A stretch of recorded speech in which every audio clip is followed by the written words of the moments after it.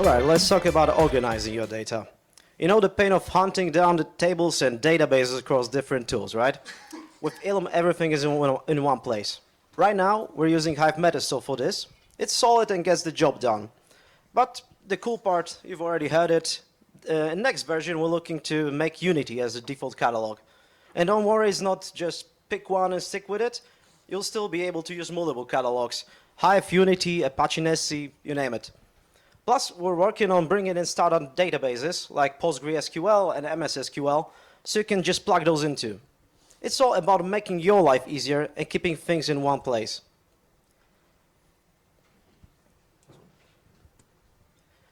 Okay, let's face it, keeping track of what's happening to your data can be a nightmare. But with our automatic data lineage, you'll know exactly who, when, and how made the change to your favorite table. Every change done within your Spark job or SQL will be automatically represented on the data lineage view. No extra configuration needed. We're building this on the Open Lineage framework, so it's not just a custom feature, it's compatible with the best tools out there. You can also track the full history of your table, seeing how it has evolved over time.